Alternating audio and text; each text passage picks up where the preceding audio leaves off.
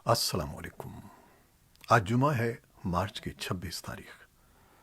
पाकिस्तान में इस वक्त शाम के 7, भारत में 7:30 और यहाँ हमारे स्टूडियोज़ की घड़ियों में सुबह के 10 बज रहे हैं। वॉइस ऑफ अमेरिका वाशिंगटन की उर्दू सर्विस से मैं हूँ खालिद हमीद, खबरों के एक बुलेटिन के साथ।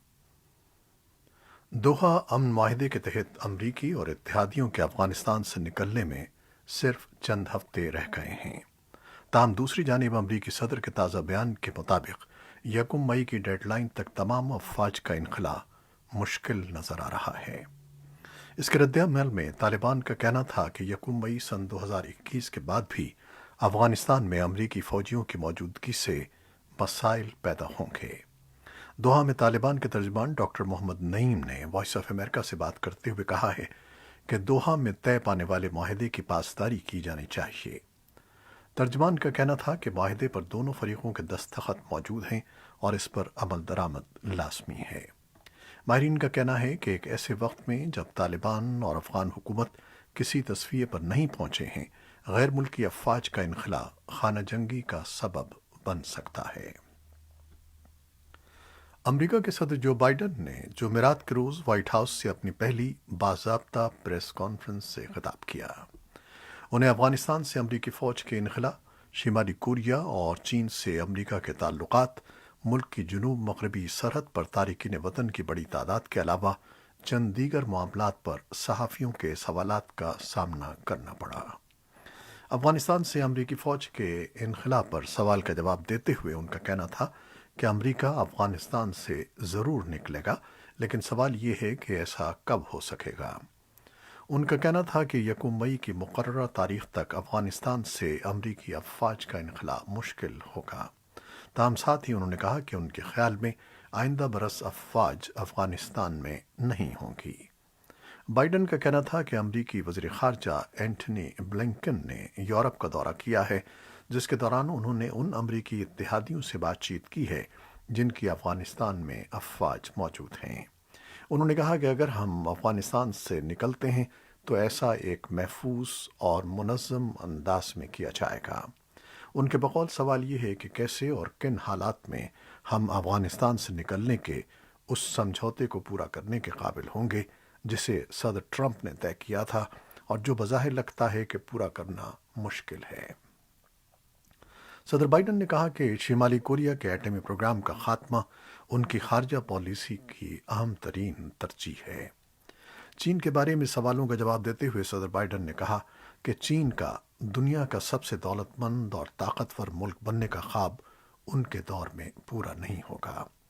उन्होंने कहा कि वो साइंस और रिसर्च के मैदान में अमरीकी सरमायाकारी में इजाफा करके चीन के असर को रोकने की कोशिश करेंगे। सदर बाइडन ने अपनी प्रेस कॉन्फ्रेंस में ग्वाटेमाला, हंडुरास, एल सल्वाडोर और मेक्सिको से आने वाले पनाहगज़ीनों पर जोर दिया कि वो अभी अपने वतन में ही रहें। अपने इब्तिदाई कलिमात में सदर बाइडन ने अपने $1.9 ट्रिलियन के रिलीफ पैकेज की कांग्रेस से मंजूरी का जिक्र किया। उन्होंने अमेरिका में पुराने इंफ्रास्ट्रक्चर की बहाली के लिए $3 ट्रिलियन की तजवीज़ का भी जिक्र किया, जिसमें पुरानी सड़कों, पुलों और उसके साथ बकौल उनके अमरीकी मईशत में माहौल दोस्त तब्दीलियों के लिए फंडिंग शामिल है।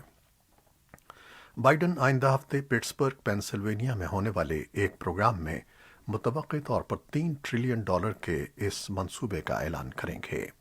ये उनकी इंतज़ामिया का वो पहला कदम होगा जिसका उन्होंने गुज़श्ता साल अपनी सदारती मुहिम के दौरान अक्सर वादा किया था। न्यूज़ एजेंसी राइटर्स के मुताबिक जर्मन पार्लिमान ने अपनी फ़ौजियों की अफगानिस्तान में मौजूदगी को 31 जनवरी सन 2022 तक बढ़ाने की मंजूरी दे दी है। जर्मनी के 1300 फ़ौजी इस वक्त अफगानिस्तान में तैनात हैं। उनकी तैनाती की मुद्दत इस माह ख़त्म हो रही थी। उधर अफगानिस्तान में इफ़ाम तफ़हीम की आला कौंसिल के सरबराह अब्दुल्ला फ्रांस पहुंच गए हैं, जहां उन्होंने फ्रांस की सेनेट के सदर जेरार्ड लार्चर से मुलाकात की है। अब्दुल्ला ने एक ट्वीट में कहा कि इस मुलाकात में अफगान अमन अमल और दोतरफा ताल्लुकात पर बातचीत की गई। उन्होंने अफगानिस्तान की हिमायत जारी रखने पर फ्रांस का शुक्रिया अदा किया। عالمی مالیاتی ادارے IMF کی جانب سے پاکستان سے طے پائے جانے والے معاہدے کی روشنی میں $6 ارب قرض کی دوسری قسط ملنے کی منظوری دے دی گئی ہے۔ ادھر دوسری قسط ملنے کی منظوری کے تحت حکومت نے فوری طور پر 2 آرڈیننس بھی جاری کر دیے ہیں، جس کے تحت وفاقی حکومت نے کئی سیکٹرز اور ان سے وابستہ افراد کے لیے ٹیکس سے استثناء ختم کر دیا ہے یا انہیں مخصوص عرصے کے لیے ٹیکس کریڈٹ کی سہولت دی گئی ہے، جبکہ دوسرے آرڈیننس کے تحت حکومت کو بجلی کی قیمتوں میں مزید اضافے کا اختیار مل گیا ہے، جس کی روشنی میں آئندہ 2 سالوں میں بجلی کی قیمتوں میں مزید 34% اضافہ متوقع ہے۔ خیبر پختونخوا کے جنوبی ضلع بنوں سے ملحقہ نیم قبائلی علاقے جانی خیل میں 4 کمسن لڑکوں کے نامعلوم افراد کے ہاتھوں قتل اور تشدد زدہ لاشوں کے ملنے کے بعد اتوار کے روز سے جاری احتجاجی دھرنا جمعے کو بھی جاری رہا، جبکہ حکومت اور قبائلی عمائدین کے درمیان کئی ادوار پر محیط مذاکرات ابھی تک بارآور ثابت نہیں ہو سکے ہیں۔ 4 لڑکے ان 6 افراد میں شامل تھے جو لگ بھگ 2 ہفتے قبل شکار کے لیے گھروں سے نکلے تھے۔ مذاکرات میں پیش رفت نہ ہونے کے باعث مظاہرین وفاقی دارالحکومت اسلام آباد میں احتجاجی دھرنا دینے کے لیے روانگی کی تیاریوں کو آخری شکل دے رہے ہیں، جبکہ حکومت کی کوشش ہے کہ مظاہرین کو جانی خیل میں ہی روکا جائے۔ جانی خیل اور پنوں کے درمیان سڑک پر رکاوٹیں کھڑی کر دی گئی ہیں، جبکہ سڑک کے مختلف مقامات پر سیکیورٹی فورسز کے دستے بھی تعینات کر دیے گئے ہیں۔ بھارت کے وزیر اعظم نریندر مودی اس وقت بنگلہ دیش کے 2 روزہ دورے پر ہیں۔ وہ اس دورے میں بنگلہ دیش کی گولڈن جوبلی تقریبات اور شیخ مجیب الرحمان کی پیدائش کی 100 سالہ تقریبات میں شرکت کریں گے۔ دونوں ملک اس دورے کو کافی اہمیت دے رہے ہیں، چونکہ بھارت میں کورونا وبا کے آغاز کے بعد وزیر اعظم مودی کا یہ پہلا غیر ملکی دورہ ہے، اس لیے تجزیہ کار اسے ایک اہم دورہ سمجھ رہے ہیں۔ ان کا کہنا ہے کہ بھارت بنگلہ دیش میں چین کی بڑھتی ہوئی سرگرمیوں کو کم کرنا چاہتا ہے، جبکہ اس دورے کا ایک سیاسی مقصد بھی ہے۔ میانمار میں فوج کی طرف سے اقتدار پر قبضہ کرنے کے خلاف مظاہرے جاری ہیں اور سیاسی قیدیوں کے امدادی گروپ AAPPP کے مطابق کل جمعرات کے روز 9 افراد ہلاک ہو گئے ہیں۔ فوج نے ملک بھر میں موم بتیاں روشن کر کے خاموش مظاہرہ کرنے والوں کے خلاف بھی سخت کارروائی کی ہے اور بتایا جاتا ہے کہ ان خاموش مظاہروں کے دوران بھی کم سے کم 1 شخص کی ہلاکت ہوئی ہے۔ AAPP کا کہنا ہے کہ مظاہروں کے دوران فوج کی طرف سے اب تک 320 افراد ہلاک کیے جا چکے ہیں، جن میں سے ایک 7 سالہ بچی بھی شامل ہے۔ اس بچی کو منگل کے روز منڈالے میں گولی مار کر ہلاک کیا گیا۔ AAPP کے مطابق اب تک 2009 سے زائد افراد کو گرفتار کیا جا چکا ہے۔ امریکہ اور برطانیہ نے میانمار کی حکمراں فوج پر پابندیاں عائد کر دی ہیں اور فوج کی نگرانی میں ہونے والے کاروباروں کو بلیک لسٹ کر دیا ہے۔ امریکی وزیر خارجہ اینٹنی بلنکن نے ایک بیان میں کہا ہے کہ امریکہ نے میانمار کی فوج پر انتہائی سخت پابندیاں عائد کی ہیں۔ اقوام متحدہ کے سیکرٹری جنرل اینٹونیو گوٹریس کے ترجمان فرحان حق نے ایک بیان میں میانمار کی فوج پر زور دیا ہے کہ وہ حد درجہ احتیاط اور برداشت سے کام لے۔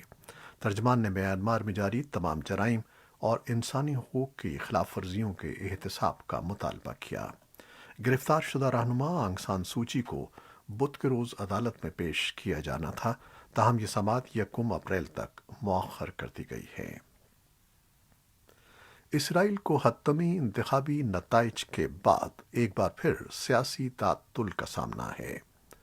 وزیر اعظم بنجامن نیتن یاہو اور ان کے مخالفین درکار اکثریت حاصل کرنے میں کامیاب نہیں ہو سکے ہیں۔ انتخابی کمیشن کا کہنا ہے کہ ووٹوں کی مکمل گنتی کے بعد نیتن یاہو کی دائیں بازو کی لیکوڈ پارٹی اور اس کے اتحادیوں نے اسرائیل کی پارلیمنٹ کی 120 نشستوں میں سے 52 پر کامیابی حاصل کی ہے۔ ان کی نظریاتی مخالف متنوع جماعتوں کے اتحاد نے انہیں سیاسی طور پر ختم کرنے کا عہد کیا تھا اور اس نے 57 نشستیں جیت لی ہیں۔ دائیں بازو کی ایک جماعت نے 7 نشستوں پر کامیابی حاصل کی ہے اور ایک عرب اسلام پسند جماعت نے 4 نشستیں جیتی ہیں۔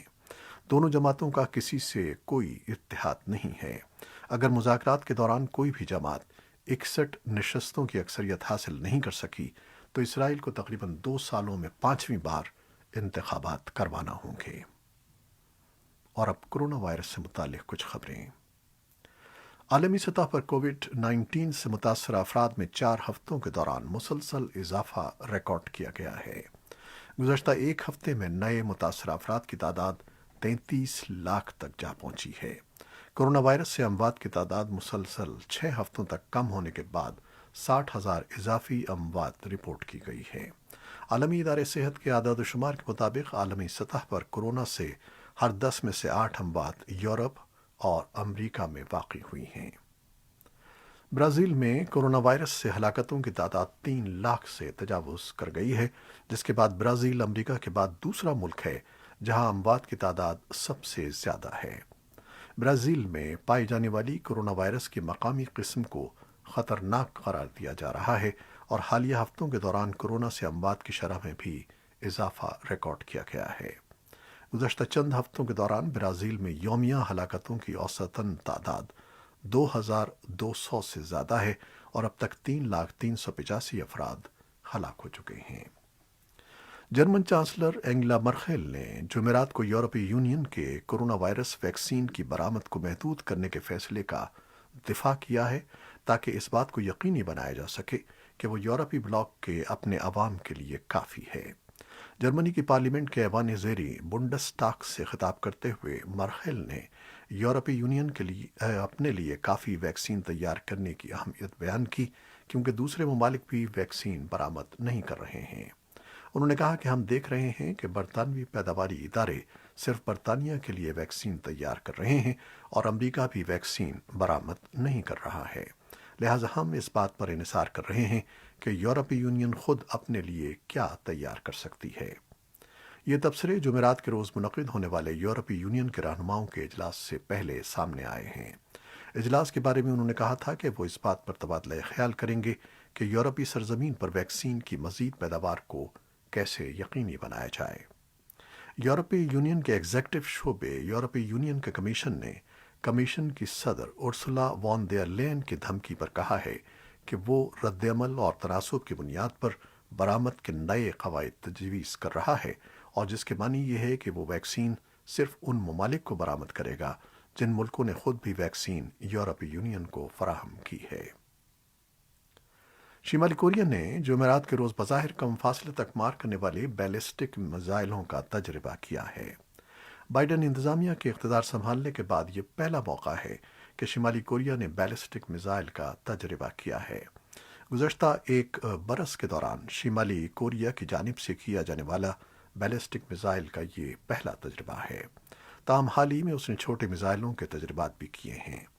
जापान के वज़ीर-ए-आज़म योशिहिदे सोगा ने कहा है कि शिमाली कोरिया के दागे गए मिसाइल जापान के समंदरी हदूद से दूर आकर गिरे हैं। जनूबी कोरिया के वजारत दिफा का कहना है कि जनूबी सूबे हैंगजियांग से दागे गए दोनों मिसाइलों ने 60 किलोमीटर की बुलंदी पर परवास करते हुए 450 किलोमीटर का फासला तय किया। वॉइस ऑफ अमेरिका के विलियम गैलो की रिपोर्ट के मुताबिक यूएस इंडो पैसिफिक कमांड के public affairs officer captain Mike Kafka ने अपने बयान में कहा है कि ओहदेदारों को मिसाइल तजर्बात का इल्म है और सूरत हाल का बगौर जायजा लिया जा रहा है। पाकिस्तान की नामवर ड्रामा निगार और नॉवेल निगार हसीना मुइन जुमे को कराची में इंतकाल कर गईं।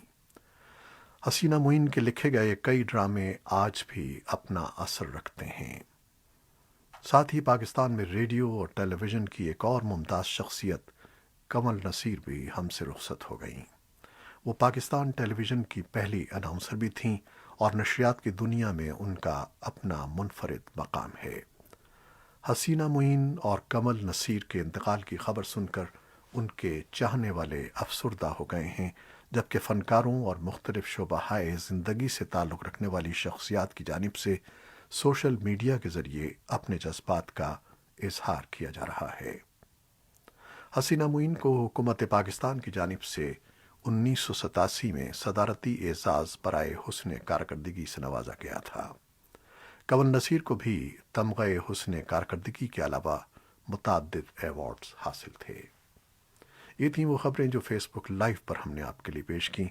हमारी वेबसाइट और यूट्यूब पर ये बुलेटिन पोस्ट कर दिया जाता है। جسے آپ بعد میں بھی دیکھ سکتے ہیں۔ ہمارے اس بلیٹن کو اپنے دوستوں کے ساتھ ضرور شیئر کیجیے گا۔ خالد حمید اب اجازت چاہتا ہے۔ اللہ حافظ۔